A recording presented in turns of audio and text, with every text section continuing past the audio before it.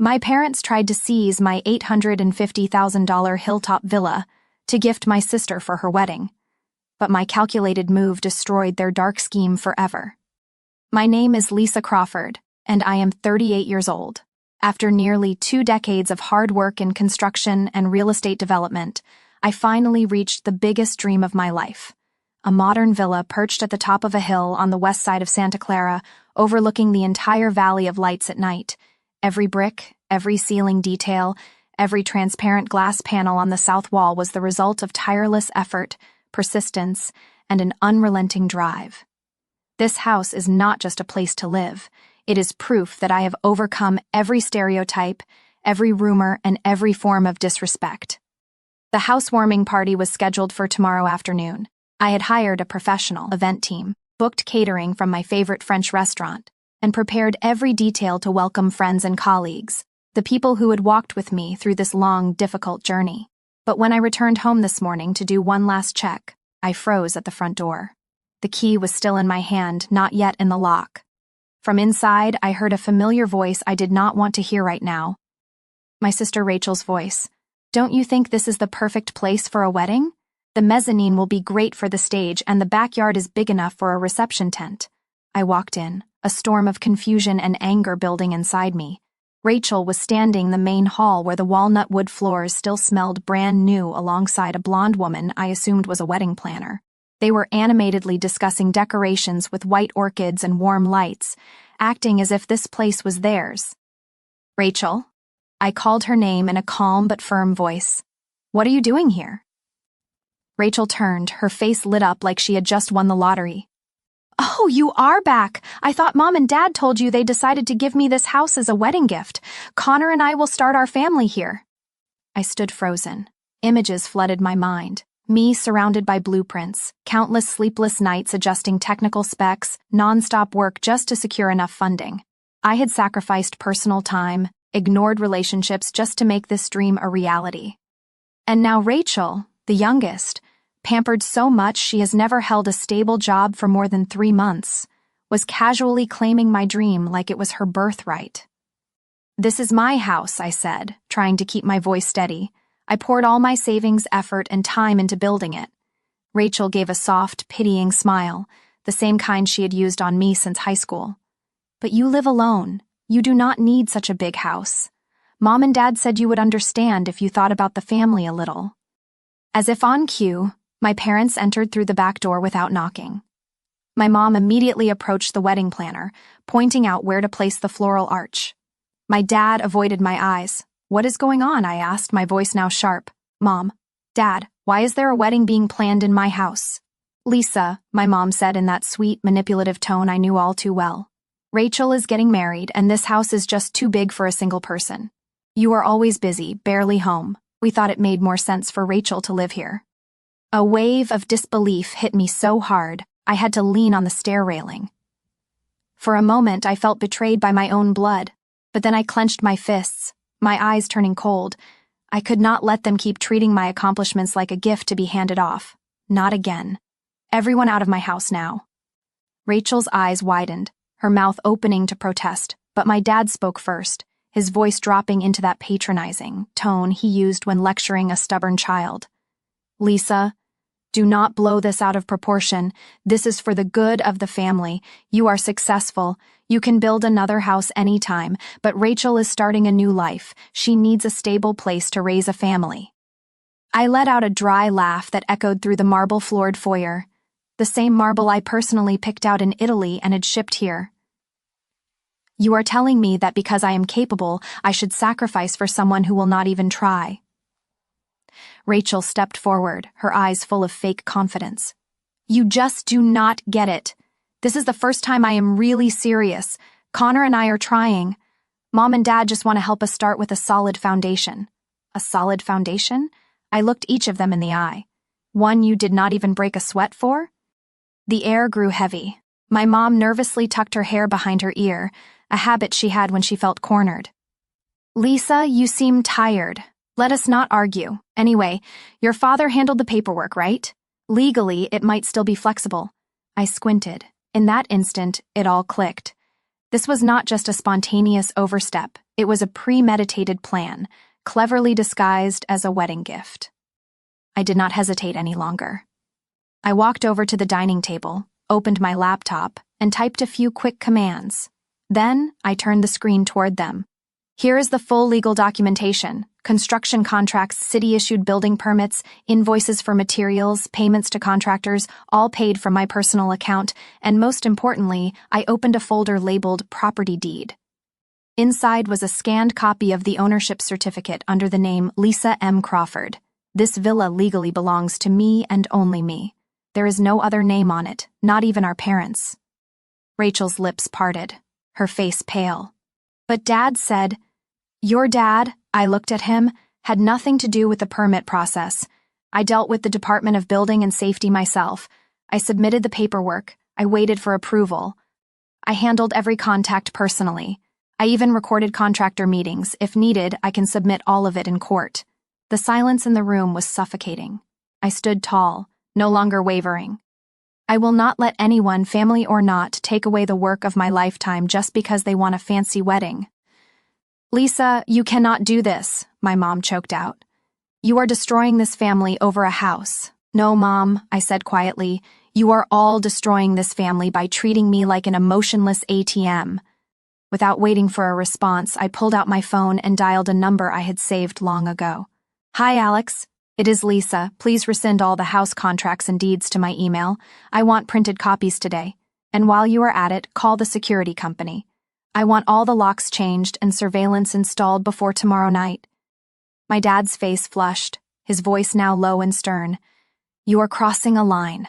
"A line?" I turned back, my tone calm but firm. "The line was crossed when you walked into my home and planned a wedding without even asking me. The line was crossed when I was treated as an obstacle because I do not have a family. I have been silent long enough." Rachel stepped back, clutching her dress. I thought you thought I would give in like every other time." I cut her off. "You were wrong." I opened the large front door, the breeze carrying in the scent of the lavender I had planted around the front yard. "You have 10 minutes to leave. If not, I will consider this trespassing and take appropriate action." They stood there speechless. My mom began to cry, but this time I felt nothing. My dad turned away and Rachel glared at me like I was the traitor. "Lisa," she whispered, her voice trembling, "I did not think you could be this heartless." I simply shrugged. "I am just protecting what is mine." "If that bothers you, maybe it is time you learn to build something with your own 2 hands instead of waiting for someone else to hand it over." I closed the door after they walked out, my hands still slightly trembling. But this time, I did not back down. This was my life, and I was not going to let anyone control it anymore. Less than 2 hours after I saw Rachel and my parents out, my phone started buzzing non-stop.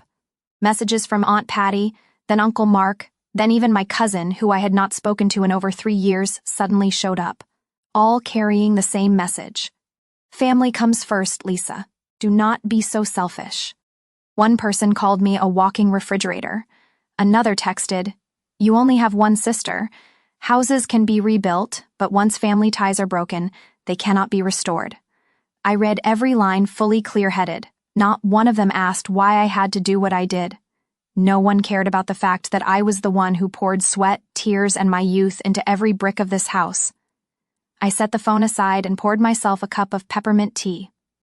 As the steam rose from the porcelain mug, I suddenly remembered when I was 14 and Rachel lost the bracelet our mom gave her, then blamed me for it.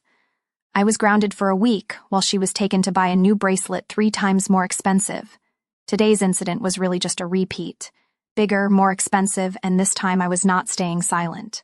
The phone rang. "Rachel." I stared at the screen. I did not answer, but just a few seconds later, a voicemail popped up. I hesitated, then hit play. "Lisa," her voice laced with mockery, "you should take a look in the mirror. You are jealous of me. Always have been. I am the one who is loved, who gets chosen as maid of honor, who is having the big wedding. And you have got an empty house and some papers no one cares about. That is not winning, Lisa. That is loneliness." I ended the message before it finished. Jealous? A word that had become a tired script in Rachel's playbook. To her, every time I objected to something, it was because I was jealous. Jealous that she was pampered. Jealous that someone always bailed her out. jealous that she lived off others' kindness without ever paying a price. I went into my contacts and blocked Rachel's number, then Mom's, then Dad's. 3 taps, and suddenly the world was eerily quiet. I just sat there alone in the wide-open kitchen with its gleaming granite countertops, the afternoon light stretching through the glass doors. The silence felt like relief. No more questioning, no more demands, just me and the home I fought to protect. I thought things had finally settled down. That is, until my inbox started filling up with emails from relatives across the country. One from my aunt, subject line in bold. "How could you ruin your sister's wedding like that?"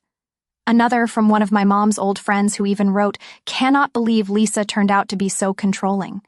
The family used to be so proud of you." I gave a dry laugh. Everyone had opinions as long as they were not the ones paying to lay the foundation. That night, I could not sleep. I opened my laptop, scrolling through every file in the villa project, from the very first sketches to every invoice for materials. I backed everything up to a separate hard drive, then sent a full copy to my lawyer. Alex. The very next morning, I called Alex. "Hi, Lisa, I read your email. Is something going on? I need to be ready for anything," I said firmly. "If they try to claim ownership of the house, I want to have every piece of legal proof and witness documentation, and I need to know in the worst-case scenario. Can I file a restraining order?" Alex paused for a few seconds, then said, "I will get started. With everything you have provided, you have a very strong case." I nodded, feeling just a bit lighter. That afternoon, while reviewing design plans for a new project, the doorbell rang. On the security monitor appeared a familiar face, Rachel, holding a pristine white wedding dress, standing next to Connor, the fiancé I had only met once. I did not answer the door. Rachel rang the bell twice more, then started knocking, her expression shifting from hopeful to theatrical. I stayed seated, holding a cup of now cold tea. A notification popped up from the security system. "Cloud backup of footage complete." I smiled. I did not know what Rachel was planning next, but this time I had more than just locked doors and concrete walls. I had evidence, I had the law, and most importantly, I had myself. A Lisa who no longer stayed quiet and who would never let anyone else decide for her again.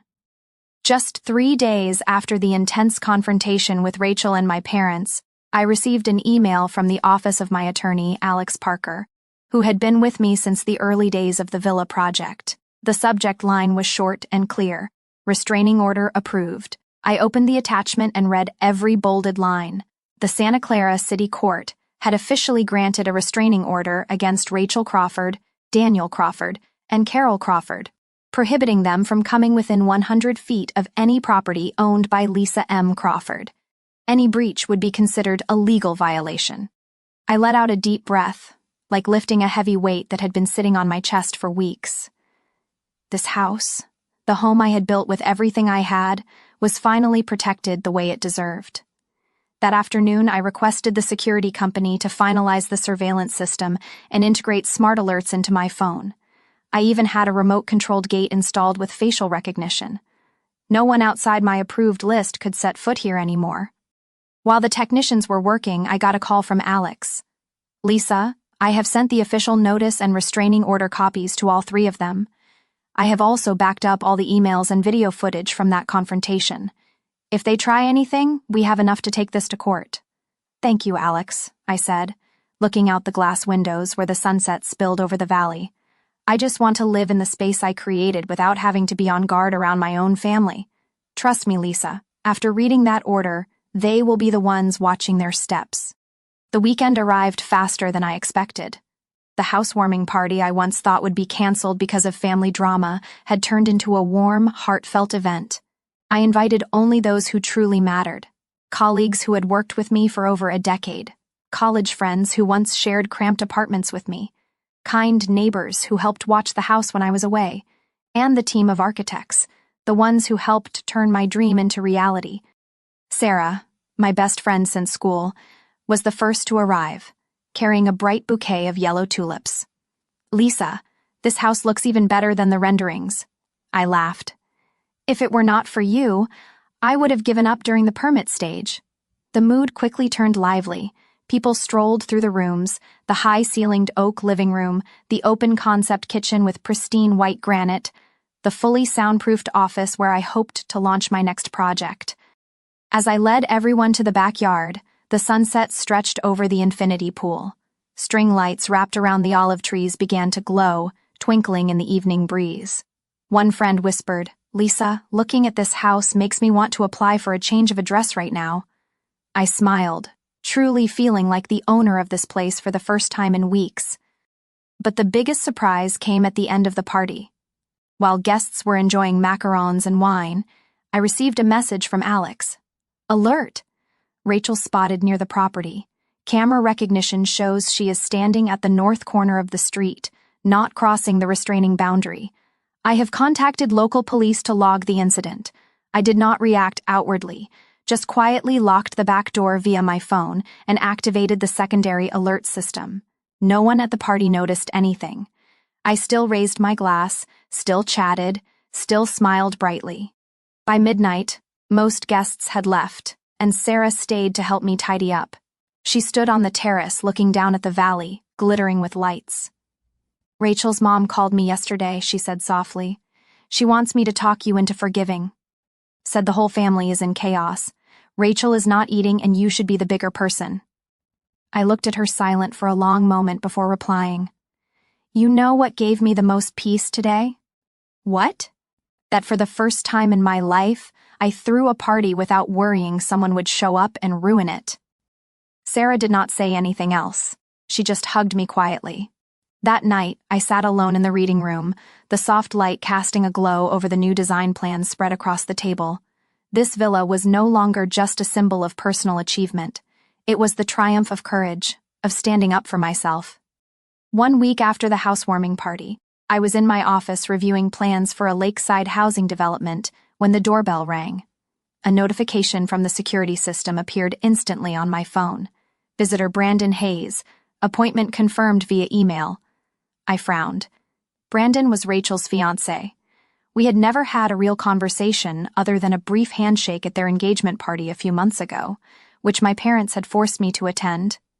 I went to the door. Brandon stood there in a neat gray suit, holding a thin folder. In the midday sun, his face had lost its usual confidence. His eyes were downcast, jaw tight, as if carrying something heavy. "Sorry for dropping by unannounced," he said, voice quiet and slightly hoarse. "But I did not know who else to talk to." I stepped aside to let him in and led him to the living room. He sat across from me in the leather chair, placing the folder on the table like it was evidence in a courtroom. "Rachel told me this house was hers," he began, eyes avoiding mine. "She said it was a wedding gift from her parents, but it was under your name just for tax purposes." I gave a small smile. "So she is using that story now." Brandon swallowed hard. "I believed her. She was very convincing. But after your housewarming party, when I saw your name engraved on the reading room wall, I started to question things." I stayed silent, letting him continue. "She got evasive when I asked about the paperwork, and recently I discovered she is using her parents' names to apply for a large bank loan. I tried checking our accounts and found a lot of strange transactions, money being withdrawn and sent to an account under a real estate company I have never heard of, Crawford Luxury Estates." I frowned. That name sounded suspiciously familiar. Brandon opened the folder and pulled out several printouts. "These are her recent social media posts. She is impersonating a real estate developer using images of your villa to promote herself." I took each page in hand. Every photo made my stomach twist. Rachel stood in front of my wrought iron gate, holding blueprints, smiling professionally as if she were the lead architect. Another showed the kitchen area, captioned, "A space designed by me, elegant, minimal, and perfect for the modern family." I sat up straight. "You said she used your parents' names to apply for loans. Do you have proof?" Brandon nodded, pulling out more documents. "These are copies of the credit applications, the signatures. I believe they are forged." I set the papers aside, trying to stay composed. "Have you confronted Rachel?" She denied everything, then accused me of being jealous, saying I did not trust the person I was about to marry. "But Lisa, I think she is setting up something much bigger, not just with me, but with your whole family and her investors." I stood and walked to my personal file cabinet, retrieving a USB drive I had prepared beforehand. It contained all the legal documents, construction contracts, licenses, and original design files, undeniable proof that I was the sole owner and principal designer of the villa. "I will send these to my attorney," I said slowly. "We need to act before Rachel goes any further." Brandon nodded, the fatigue in his eyes replaced by a flicker of resolve. "Thank you for not brushing this off." After he left, I returned to my desk, opened my laptop, and sent an urgent email to Alex with all the new documents attached. In the body of the message, I wrote just one line. "She is not just lying to me, she is committing open fraud. We need to stop this immediately." That night, I could not sleep. I sat in the reading room, staring out at the backyard where the soft lighting reflected off the water. This house used to represent freedom and success. Now it was a battleground, a place where I had to defend my dignity, my property, and my name against someone who used to be my own flesh and blood. Later that afternoon, just as I wrapped up a virtual meeting with my design team for the new project, my phone buzzed. A security system alert flashed across the screen. "Motion detected in main hall. Unauthorized entry." I frowned. The landscaping crew was scheduled for tomorrow morning. No one else had access today. I immediately opened the camera app on my phone and my heart nearly stopped. Rachel. She was standing in my living room holding an iPad, gesturing around the space while speaking. Surrounding her was a group of about 8 well-dressed individuals taking notes, likely investors or potential clients. "As you can see, this is the first in a series of luxury villas being developed by my company, Crawford Luxury Estates," Rachel said, her voice shamelessly confident. "I personally designed every detail of this villa. Early investors will receive exclusive incentives during the pre-sale phase." I almost dropped my phone. She was hosting an investment tour inside my house, impersonating the developer, designer, and even using my name for fraud. I did not hesitate a second. I dialed 911, Santa Clara Police Department. "How can I help you?" "There is an intruder in my home using my private property to solicit illegal investments. The address is 42 Hillside Drive, villa registered under Lisa Crawford. I have a court-approved restraining order, and the entire event is being recorded on my security system." Less than 10 minutes later, I heard the sound of police sirens approaching on my phone screen. Rachel was still rambling in front of the group, but when 2 uniformed officers stepped inside, she froze. "Police, everyone, remain where you are. Who is Rachel Crawford?" Rachel turned, forcing a smile. Is there a problem?" "You are violating a restraining order, unlawfully using property you do not own, and are suspected of financial fraud. You need to come with us for questioning." "No, this is a misunderstanding," Rachel shouted, her voice cracking. "I was just giving a family tour of the project." But the guests, those potential investors, were already backing away, their expressions shifting from confused to outraged. One man asked loudly, "Wait, this is not her house? She said she was the lead developer." I opened the front door at that moment, stepping in with a copy of the property deed in hand. "Apologies for the confusion," I said, my voice calm but laced with fury. "I am Lisa Crawford, the sole legal owner of this home, and everything you have just heard was a lie." Rachel struggled in the officer's grasp, tears forming in her eyes. "What are you doing in front of all these people?" "It is not me," I replied, staring her down. "It is the law." I turned to the group. "I urge you all to verify information before making any investments. She does not own a legitimate company, and she has no approved development projects. She is currently under investigation for impersonation, trespassing, and financial fraud." As the officers led Rachel out to their cruiser, I noticed neighbors watching from across the street, some on their porches, likely drawn by the sirens and flashing lights. I stepped back inside, shut the door, and exhaled deeply. At last, the truth was out. I thought everything would calm down after that incident. But just hours later, my mother called. "Lisa, have you lost your mind?" she shrieked. "You had your own sister arrested in front of everyone. Our family name is ruined." I paused a few seconds, then replied firmly, "I warned you. I will not let anyone exploit my hard work anymore, not even family." She choked up, then started crying. "You cannot do this to your sister. She is just trying to build a future by stealing my house, impersonating me, and scamming investors," I said bluntly. "If you defend her, you are choosing the wrong side." The call ended without a goodbye. I stared at the dimming screen, my chest hollow. That night, I sent all the evidence to Alex: security footage, social media posts, Brandon's statement, and the deed copy. In the message I wrote, "We are moving forward with the lawsuit charges, impersonation, trespassing, and financial fraud." 3 days after Rachel's arrest for the illegal investment tour at my villa, I was summoned to the Santa Clara Police Department to assist with the investigation. Detective Paul Ramsey, assigned to the case, met with me in a small conference room, a thick file and an open laptop with surveillance footage already laid out.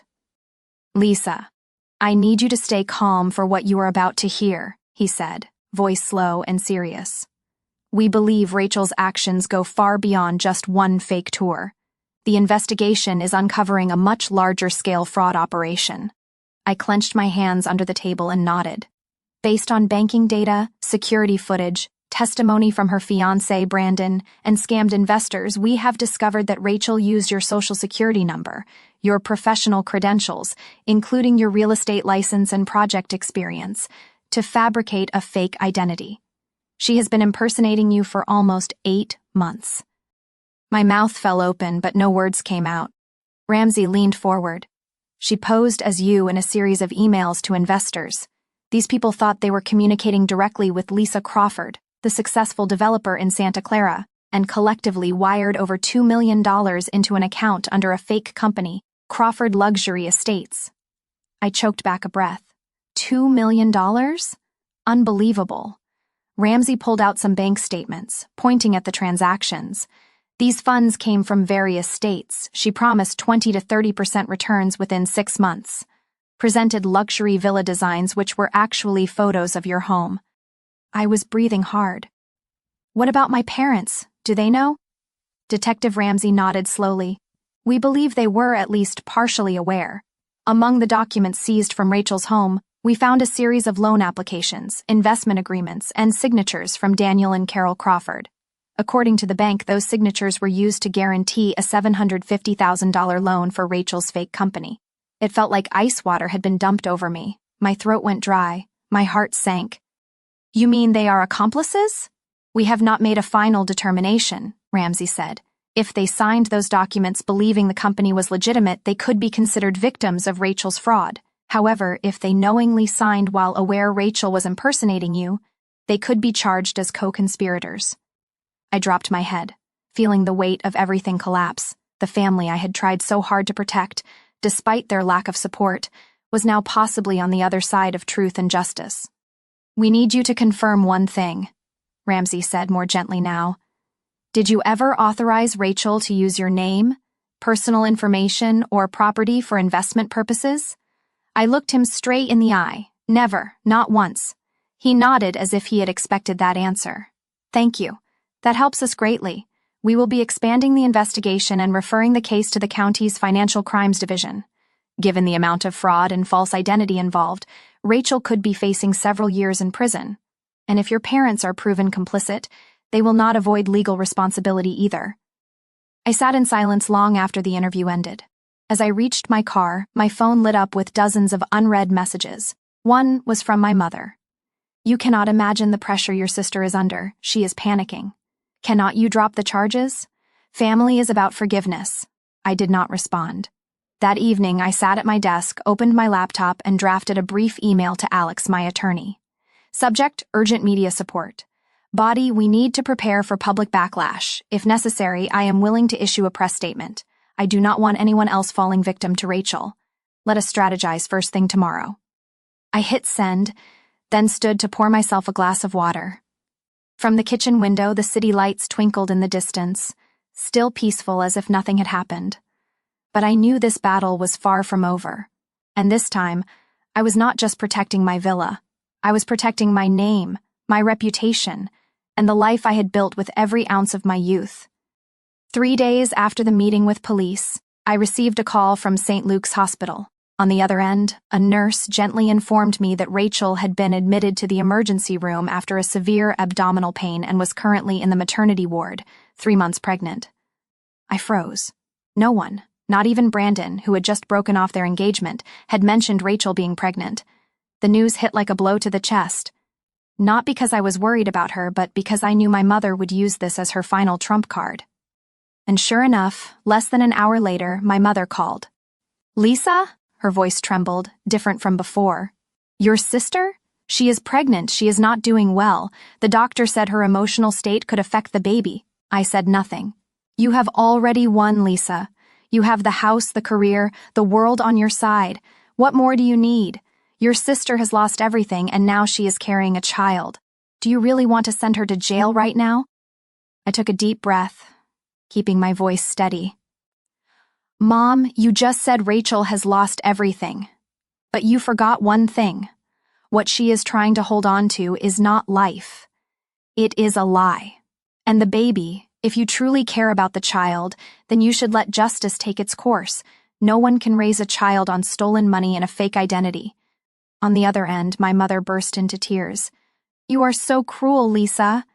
"No, Mom. I am just ending a long cycle of enabling, covering up, and unconditional forgiveness that only led to betrayal." I paused, my voice tightening slightly. "Do you know how many loan papers you signed for Rachel? Do you know your name is now part of an open investigation?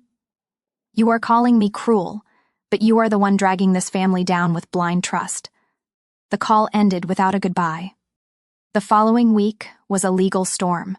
Police officers, prosecutors, and even representatives from the defrauded investors gathered for the preliminary hearing. I was called as a key witness. Brandon also came forward, submitting all the emails, messages, loan documents, and most importantly, testifying that Rachel had personally asked him to pose as co-founder of the company to win investor trust. Throughout the investigation, Rachel refused to cooperate. She insisted everything was a misunderstanding between sisters and claimed she did it all to launch her own business. At one point, she even turned to her lawyer in tears, saying, "I was the hypocrite trying to destroy my own sister out of jealousy over someone else's happiness." The judge was unmoved. On sentencing day, the courtroom was packed with press, victims, and those waiting for restitution. Rachel was led in wearing an orange jumpsuit, her hands cuffed in front of the belly that now carried the child she had once tried to use as a get-out-of-jail card. I sat in the front row, back straight, eyes locked on the judge. "Santa Clara County Court," the judge's voice rang out. "After full review of evidence, witness testimony, and financial records, finds the defendant, Rachel Crawford, guilty of financial fraud, identity theft, and unlawful trespassing. Total damages exceed $2 million. The defendant is sentenced to 10 years in prison." The room went still for a moment. Rachel looked up, her eyes void of resistance. Only emptiness remained. Brandon sat behind me, head bowed in silence. It did not end there. The judge proceeded to read the sentence for my parents, because their signatures appeared on loan documents, and they played a role in legitimizing some of the fund transfers. They were considered indirect accomplices.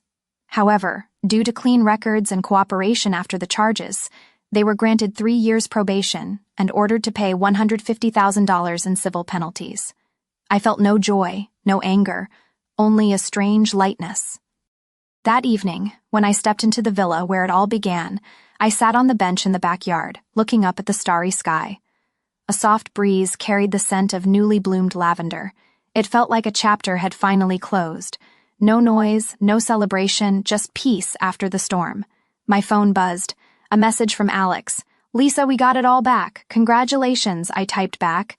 Not everything, but at least this time I did what was right. I set the phone on the wooden table and looked ahead.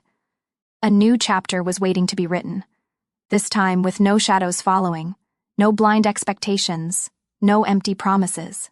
6 months after the sentencing, I stood on the villa's rooftop terrace, a glass of white wine in hand, looking down at the neatly trimmed garden below. Rows of vibrant purple lavender bloomed along the stone walkway, just as I had once envisioned in my original design. Everything had changed, not just the landscape, but who I was inside. The story of Rachel's fraud had made front pages of several local newspapers. At first, I feared the scandal would severely damage the reputation of my company, Crawford and Hartman Development. But to my surprise, the opposite happened. It was my transparency, strength, and decisiveness in defending my rights and bringing the truth to light that made clients and partners see me differently. Instead of pulling away, they reached out. New contracts poured in, from upscale lakeside housing projects to commercial art space hybrids I had only dared to dream of. The city council invited me to speak at a forum on sustainable planning, and the press began calling my villa a symbol of modern women's resilience in the construction industry. And I decided not to let that just be a passing compliment. I began hosting charity events at the very house that had once been at the center of the conflict. The first was for the Newground Foundation, which supports women entrepreneurs in construction and architecture, women like me, who once had no mentors and had to walk alone. I invited everyone who had stood by me during the darkest times, colleagues, friends, even Brandon, who after everything had chosen to speak up at the right moment and did not look back. Sarah, my longtime best friend, stood by my side the entire night. After my short speech, she whispered, "You know what, Lisa? If you had given up back then, everything would have been different. But look at you now. You did not just build a house, you built a monument." I smiled. Not a monument, just a new foundation for a life no one else gets to steer. The following month, I was invited to speak at the statewide Urban Development Conference. I chose not to talk about success, but to tell the real story, about the times I was underestimated just for being a woman in the industry, about the family that tried to take away everything I had built, and about how I stood up. The speech ended with a long round of applause. A senior architecture student approached me afterward, her eyes shining. "You gave me hope that I too can overcome the expectations of family and society." "Thank you." Her words made my eyes well up. Not because I am someone special, but because I was once that girl, and now I am living proof that you can stay true to your values without sacrificing your dignity to please others. One weekend afternoon, I sat in my reading room reviewing the file for a plot of land in northern Santa Clara, a new project, Everlight Villas, a line of eco-friendly homes designed for single mothers, affordable yet held to the highest standards of design and functionality. Alex walked in carrying a stack of documents. "The infrastructure board approved the first phase proposal," he said, setting the papers on the table. "I have never seen them agree so quickly." I nodded, eyes still on the map spread across the table. "I want this to be a fresh start for women who thought there was no place for them." He looked at me intently. "You know, Lisa, after everything, you have still kept your heart intact. Only now it is stronger, and no longer easy to push around." I laughed because now I know where my boundaries are and what I will never let anyone cross. Not even family. The room softened. Outside the window, the sky glowed orange with sunset. Rays filtered through the curtains, casting golden light across the new designs, not just architectural plans, but a blueprint for the rest of my life. Clear, grounded, and without space for manipulation. One early autumn morning, before the sun had dried the dew on the front stone steps, I found a cream-colored envelope tucked inside my mailbox. No return address, just a familiar handwriting, Lisa Crawford. I stood still for a moment, a heavy feeling rising in my chest. I knew exactly who had written it. I took the envelope into the reading room, sat by the window where the early light poured in like a pale gold streak. The scent of warm chamomile tea lingered on the table. I opened the letter with my bare hands, not in a rush, but without hesitation. "Lisa, I do not know if I even deserve to call you sister anymore. But if there is anything left between us, even just a memory, I hope you will read this to the end. I am going to be a mom. It is a girl. The doctor says she is healthy. I felt her kick for the first time last week. And in that moment, I cried like a child. Not from pain, but because for the first time in my life, I wanted to do something right. I know no apology can erase what I did to you, to your home, to your name, and to the trust you once placed in this family. But I am trying to change little by little. In prison, every day is a confrontation with myself. No makeup, no pretense. I see the emptiness I have been living with for so long. You do not have to forgive me. But if one day my daughter asks about the first woman in our family who built a career from nothing, who had the courage to stand up for herself, I want to be able to tell her about you. Lisa Crawford. I hope you find peace. And if you cannot forgive me, then at least believe that this time I truly want to be different. Rachel. I folded the letter slowly and placed it in the bottom drawer of the filing cabinet, where I keep things that do not belong in the present, but cannot quite be discarded either. I was not sure what I felt. Not anger, not forgiveness, not even sadness. Maybe just silence, like standing at the edge of a cliff. No fear, just emptiness. That evening, I walked through the backyard garden, my usual place for peace after a long day. Sarah called, inviting me on a weekend getaway to Monterey. I said yes. I figured I had earned a break. Before bed, I opened my notebook, flipped to the first page of the Everlight Villas project, and added one more checkmark. Groundbreaking ceremony next month. I looked at the line in fountain pen and smiled. Life goes on. There is still work to be done. Homes waiting to be built. Not with money, but with trust. Trust in resilience, in justice, and in myself. I do not know if Rachel will ever truly change. I am not sure if I will ever be able to look at her without remembering everything that happened. But I know forgiveness does not mean forgetting. Forgiveness means refusing to let the past imprison your present, and even though things between me and my family may never be called reconciliation, I no longer feel guilty for living life on my own terms. I have learned to let go of what I cannot control, so I can hold on to what I can build. Like this villa, it is no longer just a house. It is a reminder that there are things you fight to protect and moments when you must dare to say no to protect your light.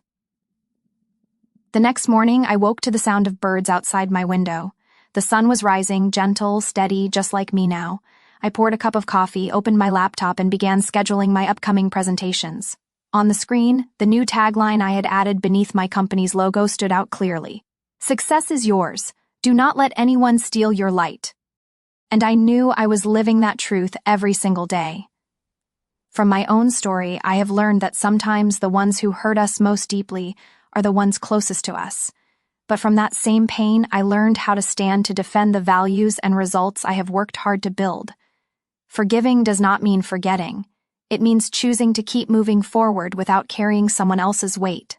Success does not require anyone's approval. It only needs you to know who you are, what you are doing, and why.